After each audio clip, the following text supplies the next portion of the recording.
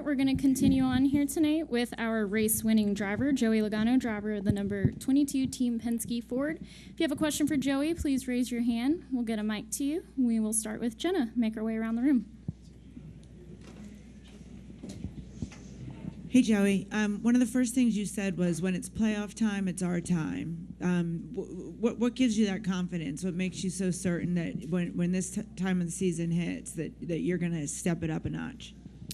It just seems like we do it. We just do. More times than not, excluding last year, really, we've been able to level up when we need to level up, and to be able to fire off, your first race of the playoffs and with a statement win. It's key, right? I mean, we all talked about how wild card this round could be, and we knew that the Penske cars would be strong on the super speedway style type racetracks.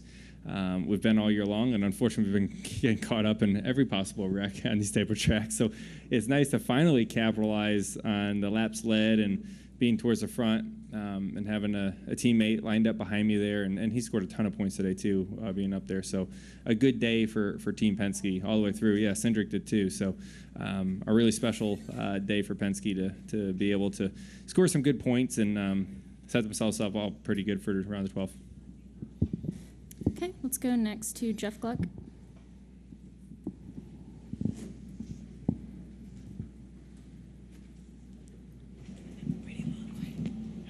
How different is that situation for you as the leader if it's not a teammate behind you? Is it a completely different thought process? I probably still choose the bottom lane. There's definitely things could have looked differently.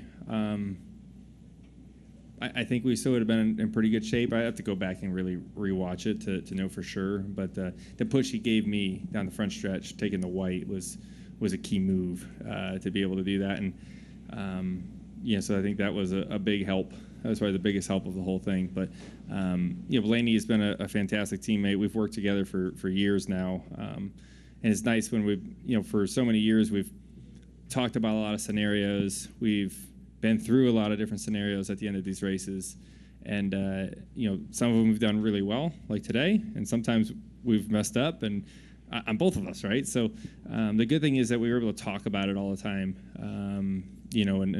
and be able to get better, and that's just really what you want in a teammate out there. So it goes back and forth, and sometimes you're the one in victory lane, and sometimes you're not.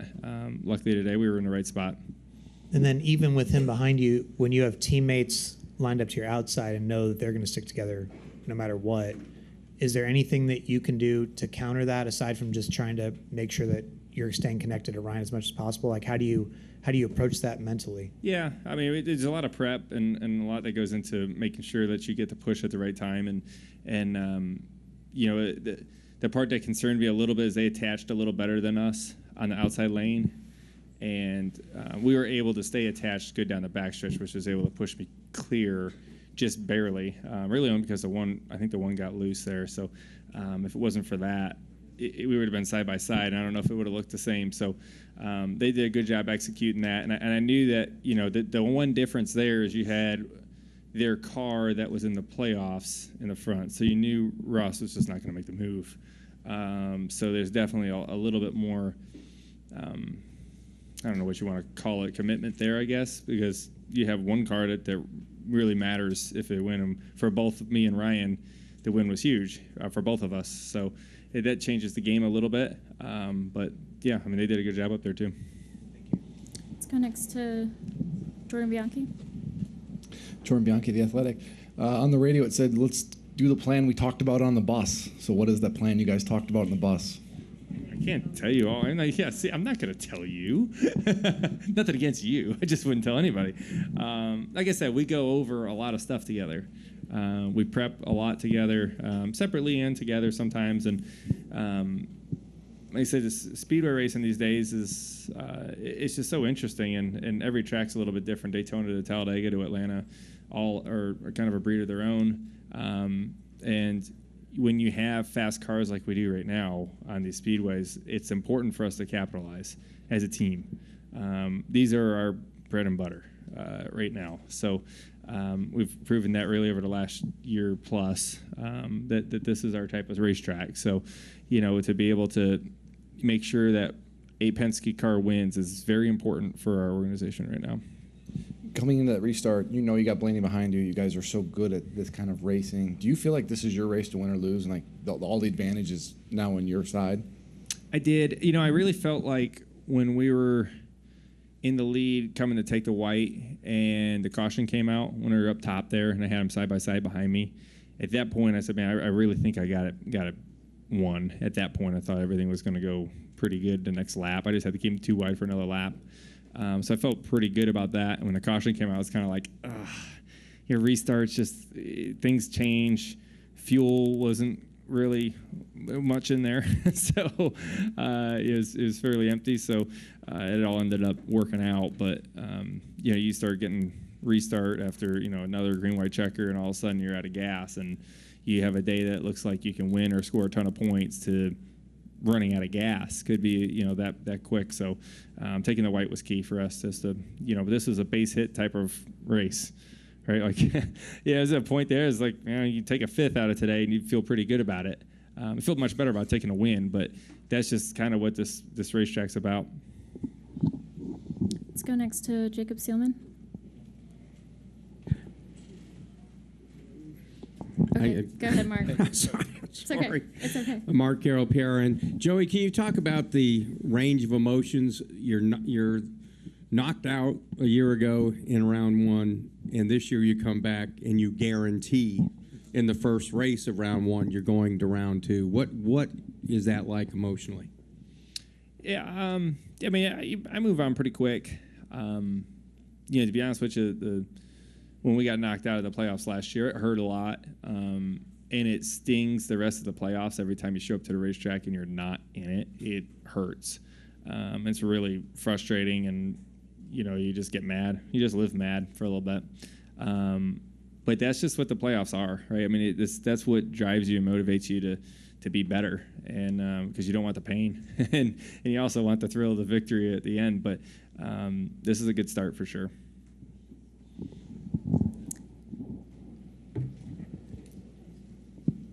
There we go. Jacob Seelman, Race Face Digital. Joey, two for you. First, Kyle Petty on the NBC post-race show called you a big game, big moment driver. And Paul, when he was in here a few minutes ago, said a lot of that comes back to your mental game. What is it, if you can pinpoint something specifically in you and your driving style, just lets you continue to step up in these big moment, big pressure situations? I don't know. I don't know exactly what it is. I think some people are kind of born a certain way and like a very competitive people, and there's times that bites me as much as it helps me.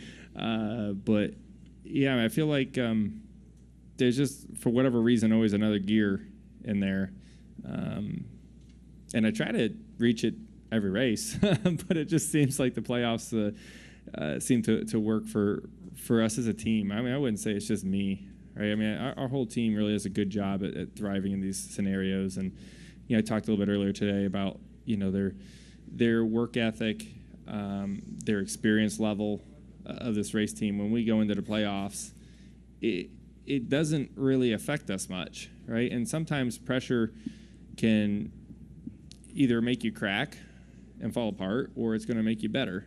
Right. And for us, it seems like with the experience that we have and the been there, done that, we just kind of know how to handle it. So there's a long ways to go in this playoffs. It's I don't want to get stuck on saying, man, we won the first one and it's going to be a cake from here. It's not going to be easy from here. This is just an ability to breathe for 2 weeks as we try to get some playoff points. And I know you mentioned it on the TV broadcast, so I wanted to ask you, I know you had the kids' crew here today and how big that was. What have you done around this weekend as far as with your foundation, and what was that experience like, finally being able to have them celebrate with you in Victory Lane? Yeah, it was a very special week for a lot of reasons. I got to go to the Shaw Air Force Base on, Friday afternoon. And drove down there with my wife, and friends of ours there that I got to meet or getting deployed, and they have a ball. So I got to go down there and talk to them, and have a lot of relationships there. And so it was really cool to do that. That was kind of the first special thing that happened. And I got here, I think it was midnight by the time I landed here on Friday night. And they told me to go win, so I'm glad I at least held up that end of the bargain. And then the JO Kids crew, the kids that have really been through a lot in their lives. They're huge race fans, particularly 22 fans. And these kids have been through more than you can ever imagine. And a lot of it, that whole program started from a little guy named Jake Leatherman, and he passed away, unfortunately. We met his family and went to his funeral. And all that, it was amazing. I wish you guys, maybe some of you guys here actually were there at that funeral that day. But there was a ton of race team guys that showed up in their race suits, and because he was a little kid, but he was a huge race fan. We all showed up there, and I thought, what a shame. And I left there kind of mad because we didn't meet him when he was with us. And that's where the JO Kids crew started years ago. And we've been giving these amazing experiences to these kids. And unfortunately, I never made it happen on the racetrack when they were here. So to see them celebrating together in Victory Lane, that was really neat. So they told me I better win. It was quite the threat. So I'm glad that that worked out. Good. Yeah, this is Steve Hummer from the Atlanta Journal-Constitution. Two-part question. First of all, when you come onto this property every time, given your long history, is there one fond memory that always strikes you first? There's a lot.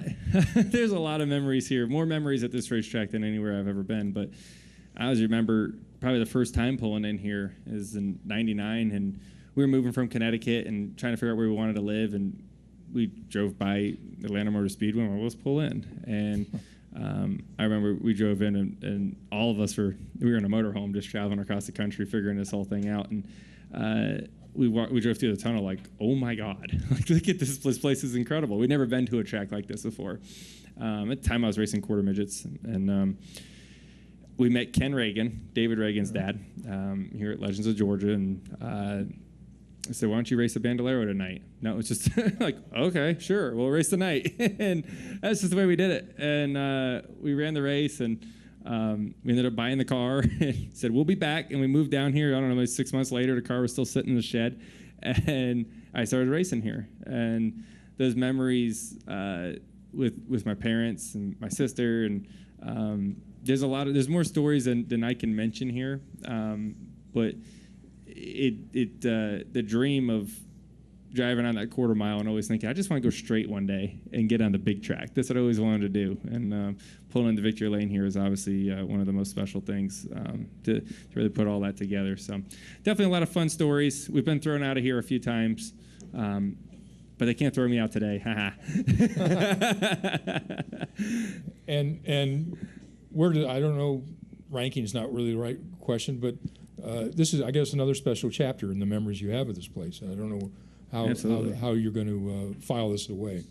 Yeah, I mean, it's I'd say the first time I've won here was probably the most special one last year, and my dad being here, and we celebrated on Victory Lane, or in a French straightaway together. That was a really cool moment. There's just a lot of moments on the start-finish line here before. My favorites, I'll tell you a fun story because you're asking for stories. We came here, this was years ago. Roush gave me a cup car to go make laps in. This is before I signed with Gibbs. This was back in 2004. I was 14. And we would just go make laps at local short tracks just for fun. And we'd go testing with Mark Martin. And it was like the coolest thing in the world.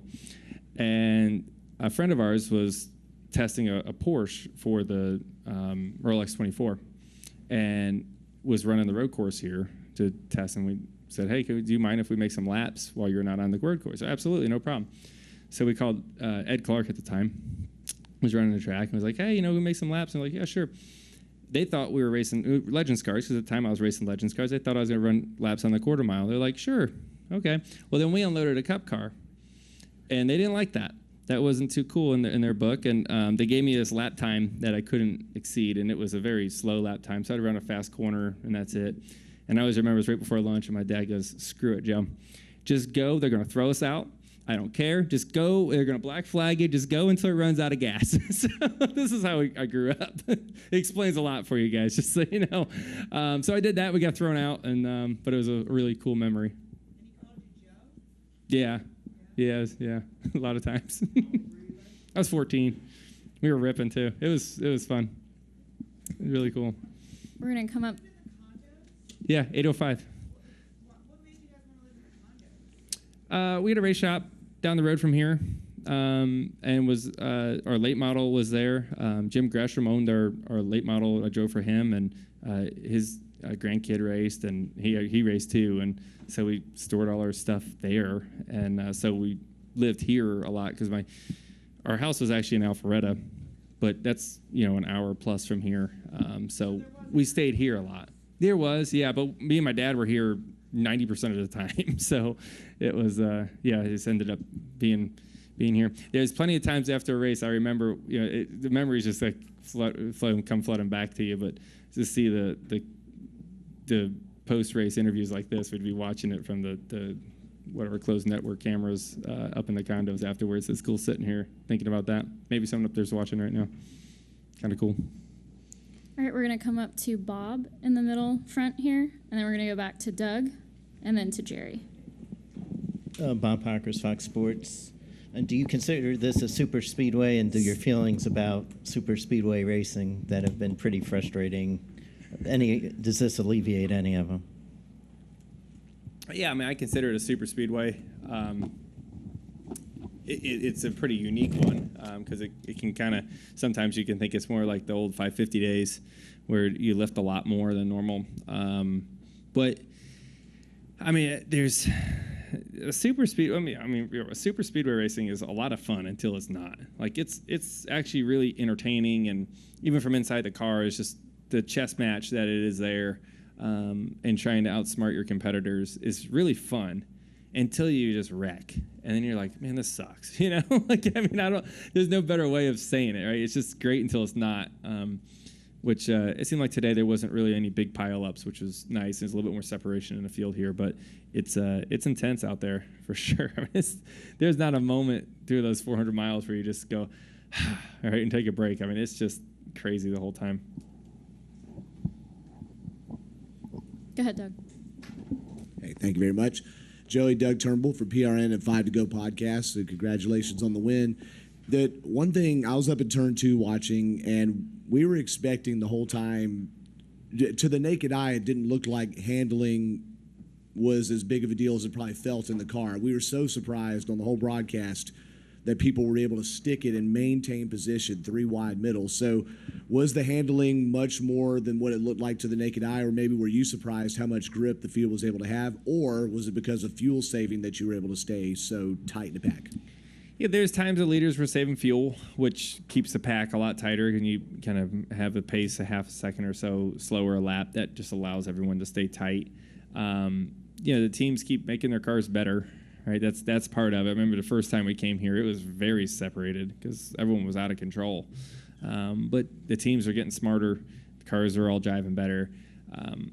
There's a lot of moving around out there. To say handling great, it's not quite the case. There's quite a bit of lifting moments and cars sliding up the racetrack. And I even made a mistake at the end of the second stage and got into 38 and didn't mean to. The nose takes off and poof, it just goes. And just wild. It's incredible we don't wreck more than we do. I can tell you that much. It's absolutely amazing how good everybody is. Because if you see it from my view, which you guys get in-car camera, but it's different when you're actually in the car and you see it happening because it's real. for me, it's surprising a lot that we make it to the end. Go ahead, Jerry. Jerry Jordan, kickingthetires.net. On those closing laps there, were you anticipating a crash before the white? And when it came out, what were your thoughts? And I have a follow-up. You never really anticipate a wreck. We got pretty far down into the very end of that race, so you think, okay, I mean, we're looking pretty, coming to the white flag. We're looking like we're, may finish this thing. So you race as if you're going to go to the end. So I wasn't, but I'm also not surprised that the caution come out. It's just, that's what happens at the end of these races more times than not. I was just glad there wasn't another one. I don't think we had many more of it in the tank. And follow up, you punched your ticket to the next round. You know, you moved on. That's what all this is about. Your thoughts on advancing and you know, setting yourself up for the rest of the playoffs. It's a good start. There's a long ways to go. Like I said, the 5 playoff points are really nice. That's going to help us through the next couple rounds. But there's a lot of racing ahead of us and a lot more to do. So it's a good start, but a long ways to go. Go next to Deb Williams. Deb Williams, Auto Week. Joy, congratulations. When you lined up for that final restart, was that Coleman that came on the radio and said his study had shown that you needed to take the inside lane? Yeah, Coleman and I go through a lot of stuff. Coleman does a fantastic job at understanding the draft. He's the best on the roof. There's no doubt about it. And he's also the best for me because we have a great relationship, right? Coleman's the best man at my wedding, right? So like we know each other really, really well off the racetrack as much as we do on the racetrack. So naturally, you know, we talk a lot during the week about what we're going to do in those scenarios, and I trust his studying sometimes even more than my studying when we get back and talk about it together. But yeah, he's a great racer, right? And it's just he gets it, he understands it, and he tells me what I need to hear, and not just from a racing perspective, that you know what lanes are moving and those type of things, but also what makes me tick and where he knows where my head is at sometimes. He needs to straighten me up sometimes. So it's nice to have a friend up there that's able to help guide you. So does he study video or the track, or what all does he study? I think these days most people use SMT to be able to study a lot, but I mean there's videos as well. Pretty much any resource that we have is what we try to go through. But yeah, Coleman, he just gets it. He gets the strategy, he gets the racing side. He was a great driver, really. I mean, he was right on the verge of making it himself as a driver. So, you know, I think you know, anytime you can have that trust and that experience on the roof, that's a no-brainer. It took me years to want to do that because I didn't want to ruin a friendship, because that meant more to me than what we do on the racetrack, because I don't think you can ask for a better friend. So it took a while to come up with the guts of risking that, but sure glad we did. Thank you. Yep. Okay, we're going to go next to John Newby. John Newby, alt driver. So obviously winning's fun, but I was talking to Christopher Bell on pit road after the race, and he was talking about how you guys needed to celebrate this race, and it's the most fun he's ever had in a super speedway. Does that, I guess, surprise you that someone can be sad about losing but still had so much of a blast during this race? I think people like racing. Like, I mean, we all do this because we like racing. Like, we like to drive fast. I enjoy it for the most part, but for me, honestly, I don't do this for fun. Like, I do it to win. We do it to make money, right? Like, that's what we do it, to put championships and get trophies. Like, that's why we do it. But I will say that the reason why we all started is because we like to go fast. We like to compete against each other and race, and you know, that part is always down in your heart, right? I mean, it's no different when I get home during the week. The one thing I want to do is go ride my quad, right, or go race go-karts. Like, we still enjoy that. You know, it's still fun to have that down in your heart. Nothing's changed since I was a kid. That you still end up liking this stuff a lot. Okay, we're going to go to the back right here, and then we're going to have time for 2 more. We're going to go to Michael Massey, and then we're going to finish with Jeff Gluck. Yeah, Alpha Romero, Southern Race Week Radio. Two-part question. Number 1, do you do anything slow? And then number 2, talking about the memories here of racing and Ken Reagan and your condo here. Have you ever had an inkling or an urge to maybe go up there and maybe knock on the door and say, "Hey, would you mind if I kind of check the place out, see what's changed and what's?" You know, I really want to do that, and I've thought about it a lot, to go up there and just knock on the door. And I always thought it was kind of weird to do. Like, if someone just knocked on your door, like, "Hey, I used to live here. Can I see what it looks like now?" Like, I feel like that's kind of weird to do, so I never did it. But I talked about it a lot tonight, so Maybe next time I'll just do it. I'll knock on the door and check it out. You did that? That's cool.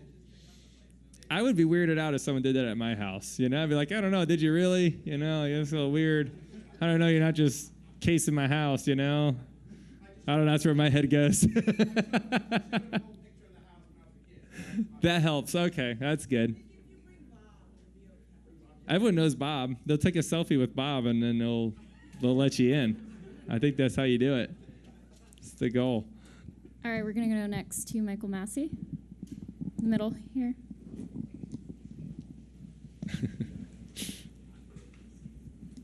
Michael Massey, front stretch. I know you told us yesterday, you don't really like the whole even year Joey thing, but the more you win and the deeper you go in these playoffs, you're going to further that narrative, right? I'm okay with it. I mean, I just don't believe in luck ever, or just weird things like that. I mean, I think it's just a coincidence. It's like that. I hope. I don't know. That's how you always say. I hope it's right this year. We'll see. But it doesn't just come automatic because that's what the numbers have been and the pattern that's been shown over the last whatever it's been 10 years. It's just I don't know. I hope it's right though. And then Blaney got in that wreck earlier, and were you worried at all that with him lining up behind you he gave you a really good push, but were you worried at all that maybe he wouldn't be able to get to you because he had a little damage, or was there no concern at all about that? I didn't have any concerns because he drove through the whole field back through there, right? It's we were sitting there fourth, kind of saving fuel a little bit, and he just kept squeaking through the middle, and next thing you know, he was right behind me. So I wasn't concerned about his speed or handling at that point. That thing she was ripping. It seemed like he can put it wherever he wanted to put it. All right, we'll close with Jeff Gluck. Are we all going up there together? Is that what's happening here?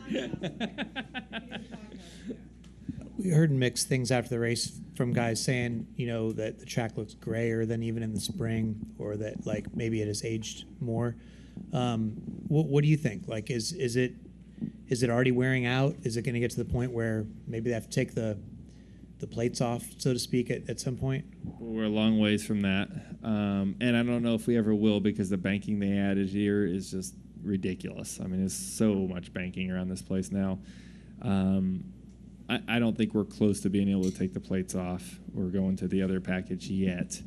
And I'm sure they're not even thinking about it because the racing seems to be pretty entertaining, right? So I would assume it's going to stay this way, but it definitely will affect the decision-making process as the track wears. This is the speedway that you have to weigh out mechanical grip, downforce versus drag, all those things that you have to kind of make those right decisions more. Whereas, Daytona, Talladega is more just geared to making your car go fast in a straight line.